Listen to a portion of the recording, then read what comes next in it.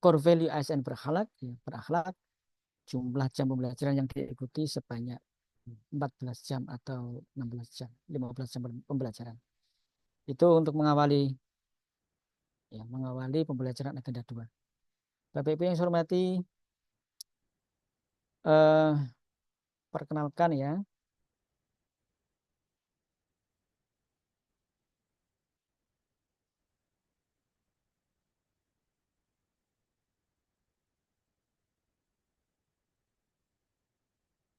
nama saya Ahmad Subhan, Bapak Ibu.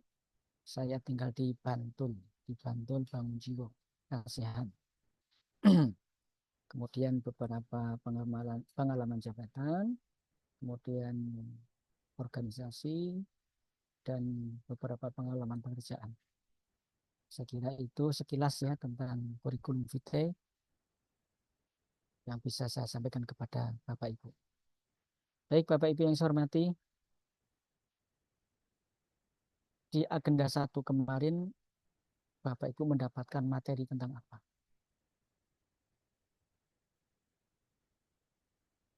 Silakan berbagi. Apa yang sudah Bapak Ibu dapatkan di agenda 1?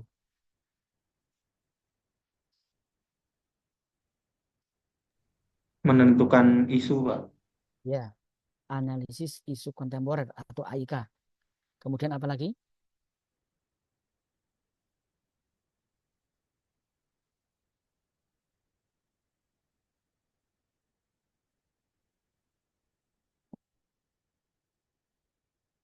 Apa lagi Bapak Ibu? Analisa Fishbone, Pak. Ya, itu masuk di analisis isu kontemporer atau AIK. Selain itu materi apa lagi di agenda 1?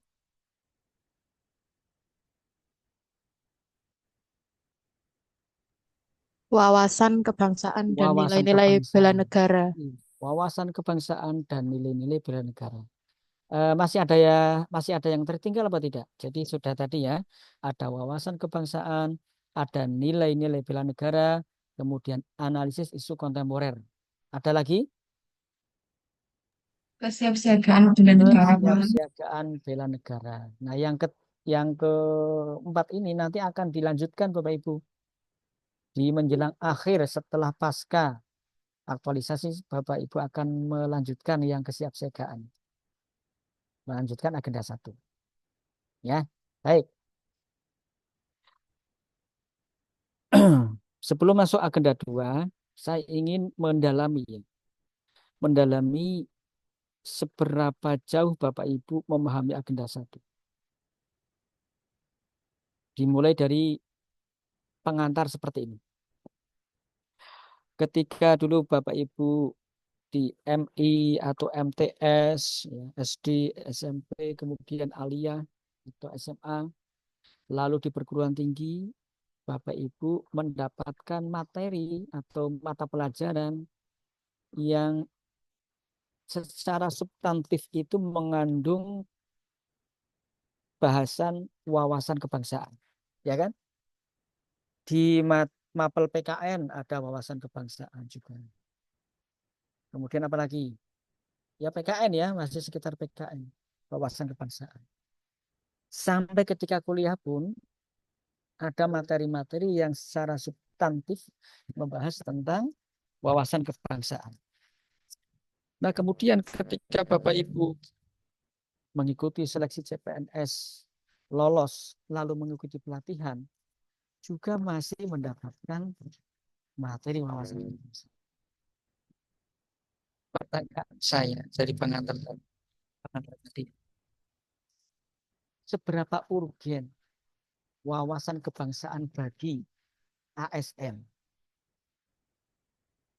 Silakan direspon.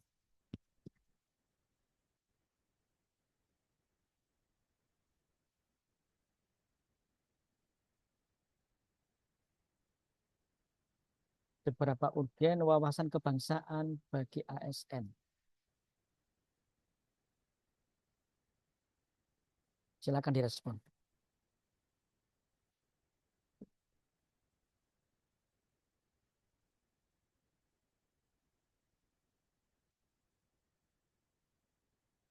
Silakan direspon. Pak Husna, Sangat urgent, Pak. ya seberapa urgen? Jawabannya sangat ya. Jadi kayak skala Iya, Likert ya. iya. Nah, skala Likert kan begitu. Eh, Kurang, cukup, kemudian netral, kemudian sangat. Ada lagi yang ingin menambah? Silakan. Izin Bapak, Silakan Pak Syafiq, Syafiqul Muflih ya, Pak Syafiq. ini, wawasan kebangsaan bagi ASN menurut saya sangat urgen dikarenakan bahwasanya wawasan kebangsaan ini berperan sebagai perekat persatuan, teladan dan pelayanan publik. Oke. Jadi terkait dengan wawasan kebangsaan ini membantu ASN untuk menjaga keutuhan bangsa, menjunjung tinggi nilai-nilai dasar Pancasila dan Undang-Undang 45 begitu Bapak. Baik, terima kasih. Kita aplaus untuk dua kontributor ya. Baik Bapak Ibu yang saya hormati. Secara konsep apa sih definisi wawasan kebangsaan?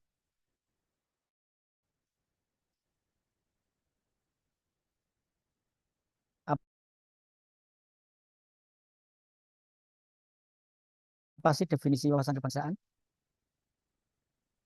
Lupa. Definisi wawasan kebangsaan apa? Cara pandang bangsa Indonesia atau mengelola kehidupan berbangsa dan bernegara yang berpedoman pada Pancasila plus UUD 45 NKRI sama Bhinneka Tunggal Ika, Pak. Cara pandang terhadap diri bangsa Indonesia. Terhadap diri bangsa Indonesia dan lingkungannya. Lingkungan bangsa Indonesia. Apa yang ada di dalam lingkungan bangsa Indonesia? Ada identitas, ada sejarah, demografi, ada kondisi antropologis, ada kondisi geografis, ada TAHG, tantangan, ancaman ya. TAHG itu tantangan, ancaman, hambatan dan gangguan dan segala yang melingkupi. Bagi kita wawasan kebangsaan itu sangat penting. Sangat penting. Yang pertama, bahwa kita harus sadar betul bahwa ASN ini merupakan aparatur sipil negara, merupakan penyelenggara pemerintahan. Penyelenggara pemerintahan. Sehingga kita itu dibatasi oleh regulasi, oleh undang-undang, Bapak Ibu. Tugas dan fungsi jabatan kita diatur oleh undang-undang. Masih ingat tugas fungsi ASN? Bapak Ibu ada berapa? Tugas fungsi ASN ada berapa? Di dalam Tiga, Pak. ada 3. Yang pertama, Pelaksana kebijakan publik, pelaksana kebijakan publik, pelayan pelayan publik, publik, dan perekat dan perekat pemersatu dan bangsa. pemersatu bangsa. Itu tugas fungsi. Diatur di mana? Di dalam undang-undang. Undang-undang nomor 20 tahun 2023. Baca undang-undang itu Bapak Ibu. Undang-undang itu adalah jaminan eksistensi kita sebagai ASN, sebagai PNS. Tanpa ada undang-undang itu tidak ada PNS. Sama seperti UU Sisdiknas, Undang-Undang nomor 20 tahun 2003 yang di situ di dalamnya menjamin tentang apa? Pendanaan pendidikan sebesar 20% APBN. Dijamin. Biaya pendidikan itu, ya penyelenggara pendidikan di Indonesia itu dijamin oleh undang-undang sebesar 20% dari APBN. Sama Bapak Ibu, eksistensi kita itu dijamin oleh undang-undang. Nah, bahwa kita itu memiliki 3 tugas. Pelaksana kebijakan publik, pelayan publik, dan perekat pemersatu bangsa. Apa relevansinya dengan wawasan kebangsaan? Relevansinya seperti ini Bapak Ibu. Jangan sampai seorang ASN itu, seorang PNS itu menjadi PNS atau ASN yang durhaka. Dalam bahasa saya itu durhaka. Apa durhaka? Kita bekerja di lingkungan instansi pemerintah. Kita bekerja digaji oleh negara. Tetapi secara ideologi kita tidak memegang teguh ideologi negara. Kita tidak memegang ideologi negara. kita dibayar negara, tetapi ingin mengubah ideologi, terpapar oleh organisasi-organisasi yang jelas dilarang, mengikuti organisasi-organisasi yang dilarang. Itu artinya apa? Kita tidak melaksanakan undang-undang. Kita tidak sejalan dengan undang-undang. Kita tidak memiliki wawasan kebangsaan. Maka Bapak Ibu, harus ikut. Suka tidak suka, mau tidak mau, kita itu ya hanya melaksanakan kebijakan yang dibuat oleh pejabat pembina kepegawaian. Siapa? Yang tertinggi adalah presiden. Di bawahnya ada menteri. Di bawahnya adalah eselon 1, eselon 2, eselon 3. Ketika pejabat-pejabat itu sudah membuat kebijakan, maka tugas kita adalah melaksanakan.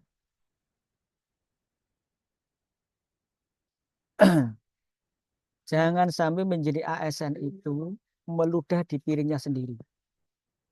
Istilahnya seperti itu. Loh, bagaimana bisa meludah piringnya sendiri? Jadi ASN di Kementerian Agama menjelek-jelekan Kementerian Agama. Padahal kita dapat gaji. Kita dapat gaji melalui apa? Melalui Kementerian Agama. Nah, kok menjelek-jelekan Kementerian Agama? Itu kan seperti orang meludah di piring sendiri. Saya ingin mencontohkan. Seandainya ada ART yang bekerja di tempat Bapak Ibu. Dia tinggal di rumah Bapak Ibu, dapat gaji dari Bapak Ibu. Tapi begitu di luar, dia menjelek-jelekan Bapak Ibu. Kira-kira perasaan Bapak Ibu bagaimana? Kira-kira gimana? Marah, Saya Pak. kerja dengan Bapak, ya marah. Seperti itu. Kira-kira seperti itu. Dalam sederhana. Kita itu ya sudah kita laksanakan apa yang menjadi kewajiban kita. Tuh. Yang kedua, melayani publik. Perlu disadari bahwa Bapak Ibu, yang kita layani itu bukan orang yang hanya satu agama dengan kita. Bukan orang yang hanya satu daerah. Bukan hanya orang yang satu organisasi. Bukan hanya orang yang satu suku, satu budaya. Tetapi semua warga negara. Maka dalam memberikan pelayanan kita tidak boleh diskriminatif. Semua warga negara berhak mendapatkan layanan yang sama dari kita. Siapapun orangnya berhak mendapatkan layanan yang sama dari kita. Kemudian yang ketiga. Yang ketiga itu tugas kita adalah perekat dan pemersatu bangsa. Jangan sampai seorang ASN itu dari S1 lalu tiba-tiba bergelar menjadi prof. Apa itu? Provokator. Suka bikin kegaduhan. Di tempat kerja bikin gaduh tanpa ada solusi. Kritik tanpa solusi. Itu tidak cerdas. Orang yang cerdas itu mengkritik tetapi memberi solusi. Di tempat kerja gaduh, di masyarakat bikin gaduh, provokasi sana sini, toksik. Jangan sampai membuat konflik dimanapun kita berada. Justru kita harus menjadi perekat dan pemersatu bangsa. Menjadi solusi atas konflik yang melingkupi diri kita, baik di lingkungan kerja maupun di lingkungan tempat tinggal kita. Itulah relevansi wawasan kebangsaan bagi kita sebagai ASN. Saya kira cukup reviewnya. Nah, baik, kita akan masuk ke pembelajaran agenda 2, Bapak Ibu. Bapak Ibu telah mengikuti MOOC. Ya. Pertanyaan saya, ada berapa modul yang sudah Bapak Ibu lihat terkait di agenda 2? Ada berapa modul? Dinyalakan mic-nya, Pak Husna. Ada berapa modul?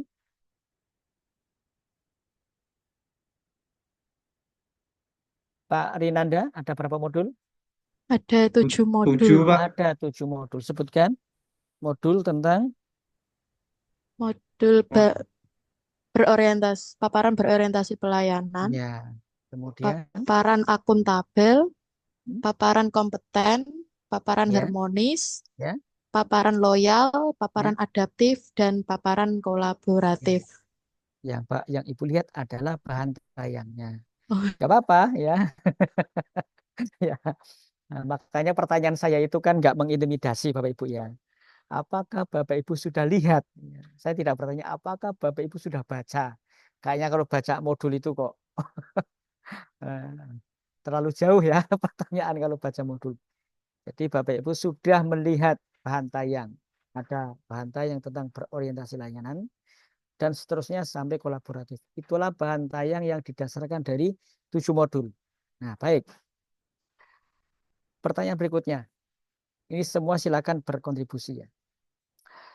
Apa yang sudah Bapak Ibu dapatkan dari modul yang pertama, dari bahan tayang yang pertama tentang berorientasi pelayanan? Silakan.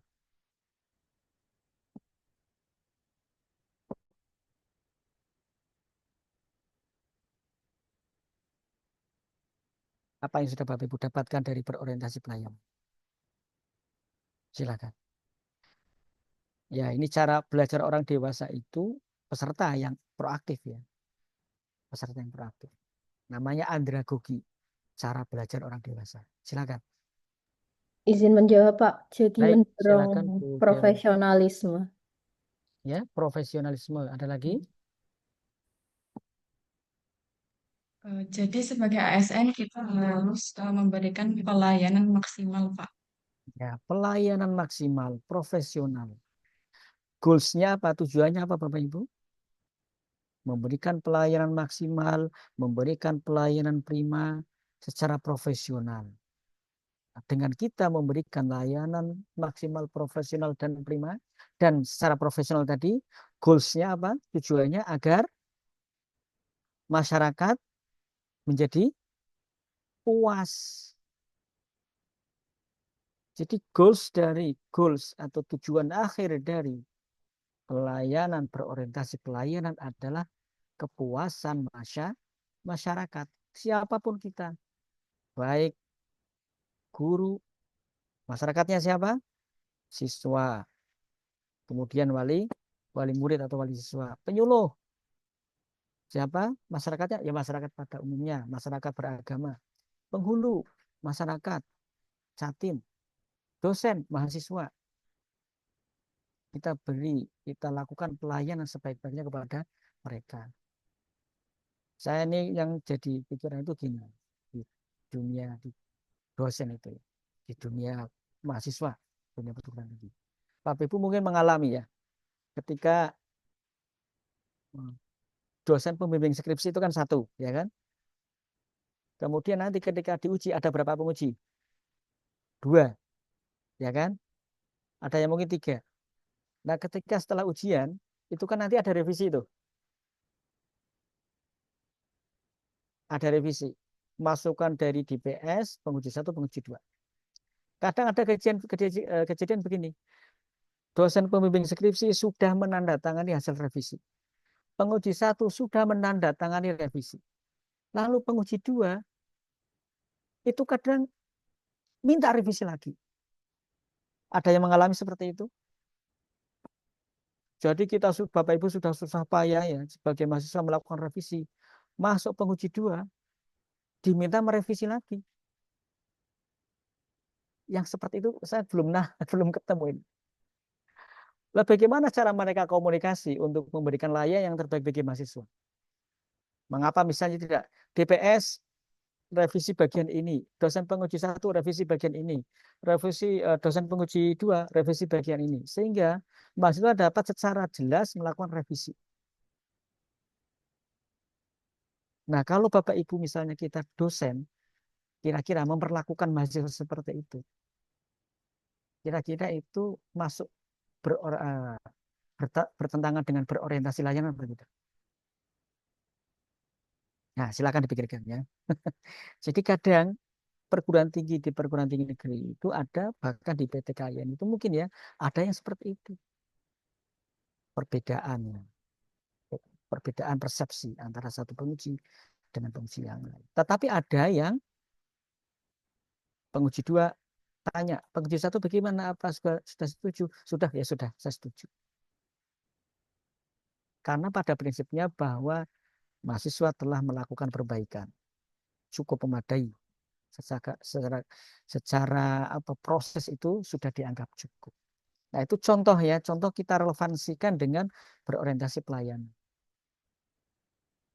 Belum lagi nanti bagaimana guru melaksanakan pembelajaran dengan memanfaatkan berbagai metode media pembelajaran. Agar apa? Peserta didik itu maksimal dalam mengikuti proses pembelajaran. Dengan maksimal, maka hasil belajar juga akan maksimal. Berorientasi pelayanan. Melaksanakan tugas jabatan, memberikan pelayanan secara prima, agar masyarakat puas. Baik, berikutnya. Untuk modul atau bahan paparan yang kedua, tentang akuntabel. Silakan. Akuntabel. Apa yang Bapak Ibu dapatkan dari modul akuntabel? Izin menjawab, Pak. Ya, silakan Pak Rinanda. Jujur, terukur, dan bertanggung jawab dalam bekerja, Pak. Jujur, terukur, dan bertanggung jawab. Kepada siapa kita melakukan pekerjaan itu? Bertanggung jawab kepada pemberi amanah. Pemberi amanah.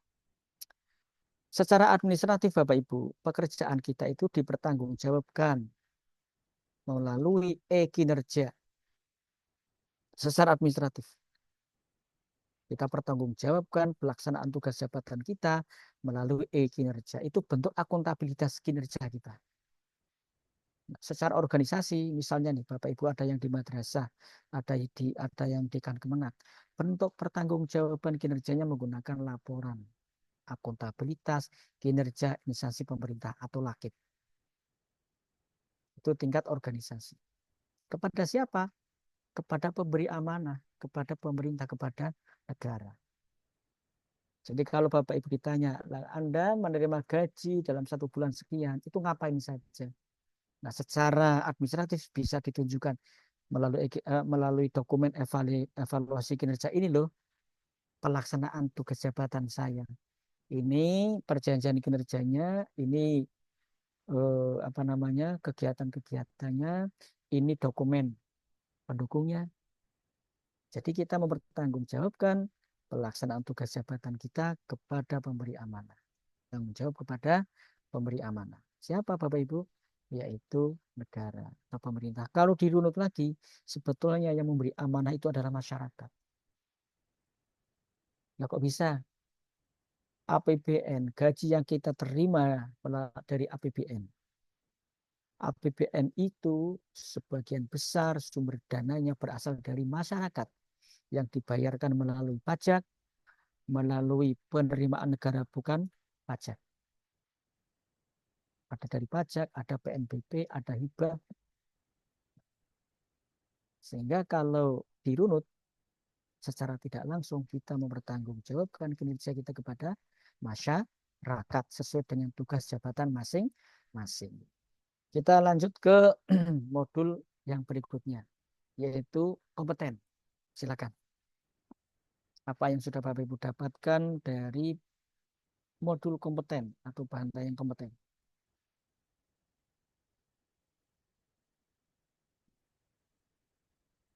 Silakan.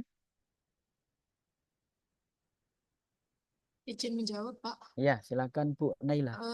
ASN itu berkompeten memiliki pengetahuan, keterampilan, dan perilaku yang sesuai dengan tugas dan fungsinya. Ya. Pengetahuan, keterampilan. Jadi menjadi ASN itu harus selalu siap, harus selalu ada tekad untuk selalu belajar. Belajar merupakan cara untuk meningkatkan kompetensi. Salah satu cara meningkatkan kompetensi. Jadi long life learning, pembelajaran seumur hidup. Itu cara untuk meningkatkan kompetensi. Dengan kita selalu meningkatkan kompetensi, maka kita akan semakin ahli dalam bidang kita masing-masing.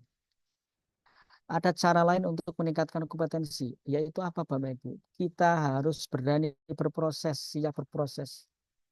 Bagi Bapak Ibu yang guru, mungkin sebelum menjadi ASN, belum pernah melakukan pembelajaran di kelas. Maka begitu masuk menjadi ASN harus siap mengelola kelas. Jangan mengatakan maaf Pak, saya tidak pernah mengajar. Sudah tidak bisa lagi menjawab seperti itu. Bapak Ibu harus siap berproses. Dengan berproses, keahlian Bapak Ibu akan terasah. Bapak Ibu akan mendapatkan wawasan baru. Dengan wawasan baru, keterampilan baru, maka kompetensi Bapak Ibu akan meningkat. Akan semakin ahli di bidangnya. Tidak usah menolak. Kalau ada tugas dari pimpinan, terima, lakukan sebisa mungkin. Ikuti proses. Bapak Ibu akan belajar banyak di proses. Saya banyak pengalaman dalam hal ini Bapak Ibu. Bagaimana saya belajar dari setiap proses. Baik, kita masuk ke modul yang ketiga tentang harmonis. Apa yang Bapak Ibu dapatkan dari modul harmonis? Silakan. Izin menjawab, Pak. Menghargai adanya perbedaan yang ada di lingkungan kerja, Pak. Ya, menghargai perbedaan yang ada di lingkungan kerja. Ya, nanti Bapak Ibu, semakin lama Bapak Ibu akan banyak wawasan. Ya. Akan semakin tahu kondisi lingkungan kerja Bapak Ibu. Dengan orang-orang yang berbeda-beda, berbeda pendapat, berbeda pendapatan, berbeda budaya, karakter, berbeda perangai. Ketika sudah berada di organisasi, yang menjadi pegangan bukan lagi visi atau bukan lagi individu per individu, tetapi yang menjadi pegangan adalah visi misi organisasi. Itulah yang menyatukan langkah pegawai, yang menyatukan langkah. Bapak Ibu harus bisa membedakan mana pihak-pihak yang perlu kita intensif untuk berkumpul, berbagi. Dan mana pihak-pihak yang perlu kita batasi. Bisa jadi di tempat Bapak Ibu nanti ada orang-orang yang selalu positif. Selalu positif. Nah, orang-orang yang seperti itu, yang selalu positif, konstruktif, membangun, yang perlu sering kita bergaul, kita berdiskusi. Tetapi bisa jadi ada orang-orang yang toksik. Orang toksik membicarakan kejelekan ini itu tanpa ada solusi. Yang seperti itu kita batasi. Kita harus membuat border garis. Harus membuat garis diri. Semakin banyak bergaul dengan orang-orang toksik, maka akan meracuni pikiran kita. Saya yakin Bapak Ibu itu memiliki idealisme. Memiliki idealisme. Ketika saya jadi PNS, saya akan begini. Saya akan sungguh begini. Tetapi kadang idealisme yang bagus itu teracuni oleh orang-orang yang toksik. Maka kita harus buat batas. Harus buat batas. Mana yang perlu kita intensif dan mana yang perlu kita batasi. Kita hargai mereka. Orang-orang yang ada di tempat kerja kita. Maka harmoni akan terwujud. Berikutnya, modul loyal. Oke, loyal. Silakan.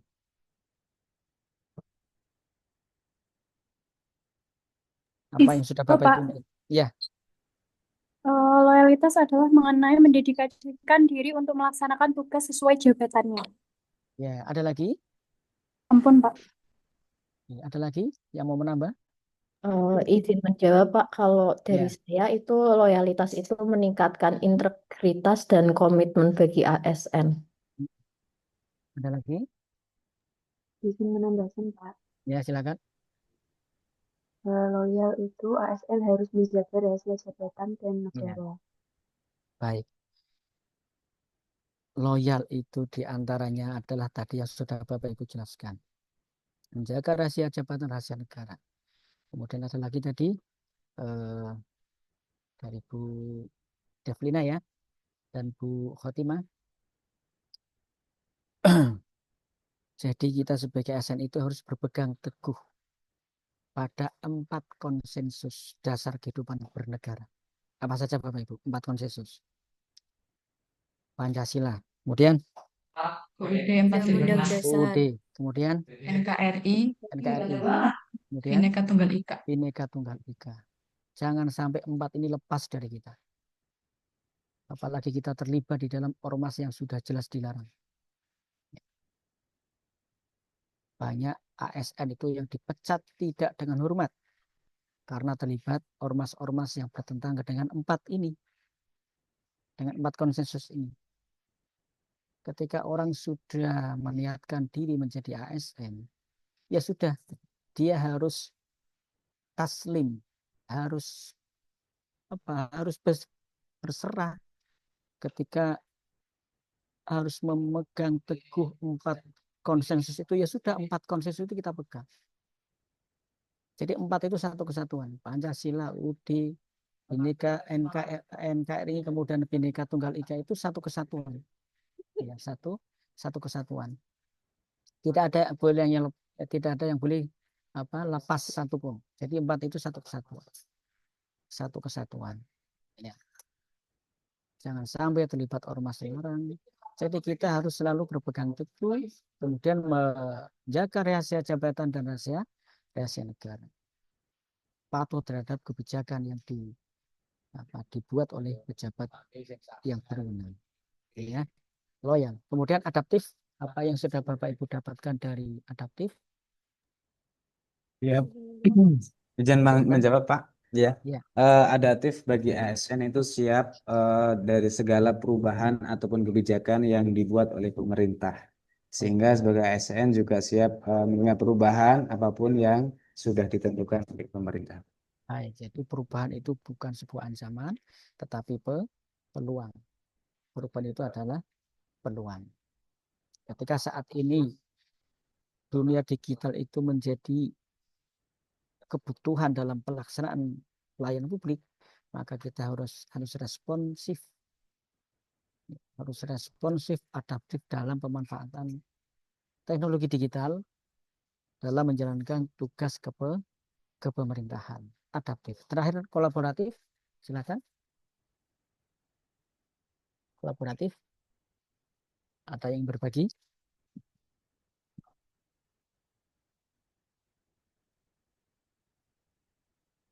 Kolaboratif, silakan. Ya Pak, bisa, Ya. bisa bermitra dengan instansi pemerintah ataupun masyarakat di dalam pelayanan Pak. Kemampuan diri untuk dapat dijadikan sebagai mitra, kemampuan diri menyediakan diri menjadi bagian atau mitra bagi orang lain, kesediaan untuk bekerja sama, kemampuan diri menjaring jejaring kerja. Nah, Bapak Ibu, keberhasilan organisasi itu tidak diukur dari keberhasilan individu saja, individu per individu, tetapi kemampuannya untuk melakukan kolaborasi dengan berbagai lini, dengan berbagai pihak. Dan kolaboratif ini merupakan salah satu kompetensi yang harus kita miliki.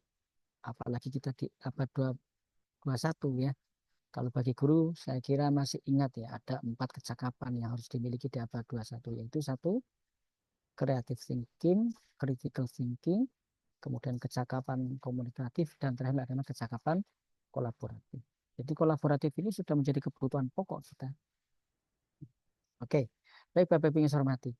Dari modul-modul itu, kalau seandainya Bapak Ibu peras, itu ada 3 komponen, ada 3 aspek yang dapat membantu Bapak Ibu memahami setiap nilai secara konseptual dan membantu Bapak Ibu mudah untuk mengimplementasikannya. Apa saja 4 komponen itu, 4 aspek itu? Yang pertama adalah kata kunci. Di setiap nilai itu ada namanya kata kunci. Ada kalimat afirmasi. Ada kode etik dan kode perilaku.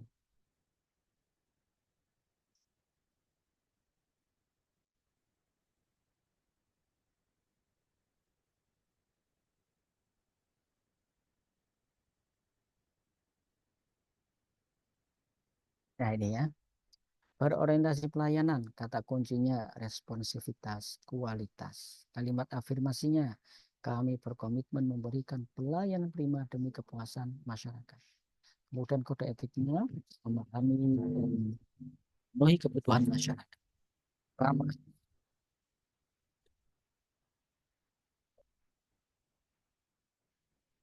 Implementasi dari berorientasi pelayanan. Kemudian akuntabel juga demikian, ada kata kunci, kalimat afirmasi. Silakan Bapak Ibu dalami. Ya, dalami kata kunci, kalimat afirmasi, dan kode etik di setiap nilai. Mulai dari berorientasi pelayanan, kemudian akuntabel, harmonis, loyal, adaptif, dan kolaboratif. Saya ulangi, berorientasi pelayanan, akuntabel, kemudian harmonis, loyal, adaptif, dan kolaboratif. Kompeten belum ya? Akuntabel, kompeten, harmonis, loyal, dan adaptif, dan kolaboratif. Di setiap nilai ada kata kunci, kalimat afirmasi, dan kode etik. Baik Bapak Ibu, ada yang perlu dikonfirmasi? Silakan.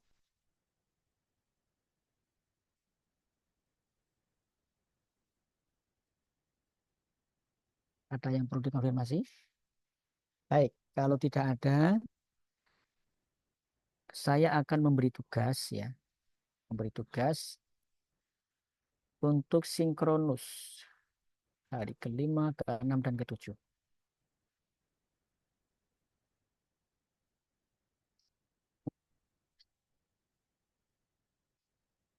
Silakan diunduh. Saya jelaskan. Instruksi baik individu maupun kelompok sudah ada di lembar tugas. Instruksi sudah ada di lembar tugas. Nah, kemudian untuk tugas kelompok, sebelum dikerjakan, setiap kelompok dibagi menjadi 2. Kelompok 3 dibagi menjadi 2, subkelompok 3A dan 3B. Kelompok 4, 4A dan 4B. Nah, setiap subkelompok itu mengerjakan tugas kelompok. Setiap subkelompok 3A, 3B, 4A, 4B mengerjakan tugas kelompok. Kelompok 3A mengerjakan tugas kelompok 1, tugas kelompok 2, dan tugas kelompok 3.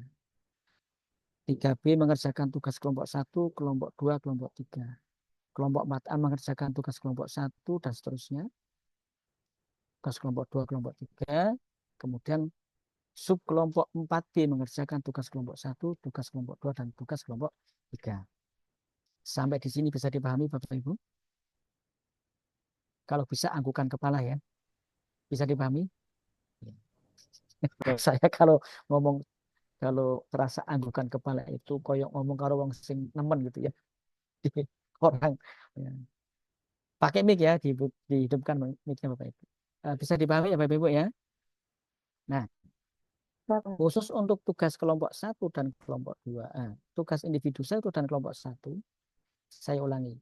Khusus untuk tugas individu 1 dan tugas kelompok 1, boleh dikirim besok siang jam 12. Supaya Bapak Ibu ada waktu untuk mengerjakan. Tugas individu 1 dan tugas kelompok 1 boleh dikirim besok jam 12 siang. Nah, selanjutnya untuk tugas kelompok 1 tentang video role model, saya harapkan Bapak Ibu cari role model yang dekat dengan kita. Yang dekat. Yang syukur-syukur yang masih hidup ya, sehingga bisa kita jadikan role model.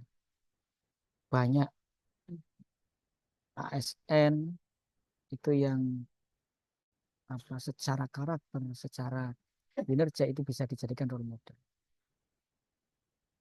Sampai di sini bisa dipahami Bapak Ibu? Saya. Baik.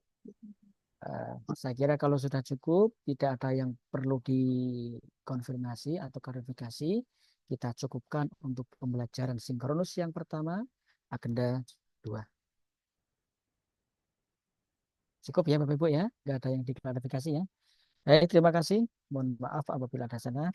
Saya akhiri. Assalamualaikum warahmatullahi wabarakatuh. Waalaikumsalam. Waalaikumsalam warahmatullahi wabarakatuh. Waalaikumsalam Terima kasih, warahmatullahi Pak. wabarakatuh. Matur Silakan suwun, diunduh Bapak. ya. Silakan diunduh ya. Iya Pak, sudah Pak. Untuk upload ada di PLC ya Bapak Ibu, seperti tugas-tugas yang lain. Ya Pak.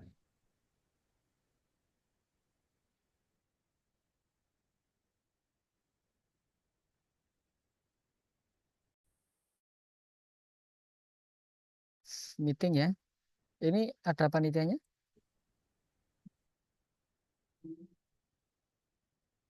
Saya izin live meeting ya Bapak Ibu. Tugas apa di BNC terus untuk Oke. Terima kasih Pak Subhan. Semangat. Semangat. Izin list meeting Pak Rifai.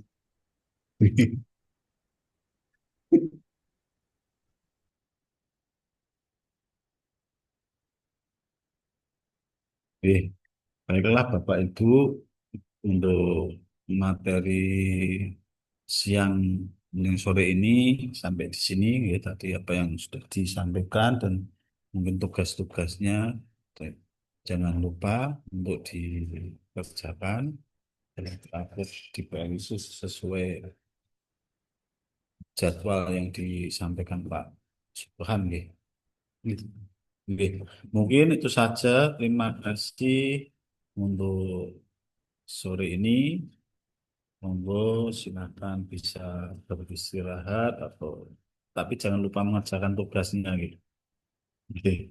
Terima kasih. Assalamualaikum warahmatullahi wabarakatuh. Waalaikumsalam Waalaikumsalam warahmatullahi Waalaikumsalam wabarakatuh. warahmatullahi wabarakatuh. Waalaikumsalam Terima kasih, Bapak. Soal Bapak. Oke.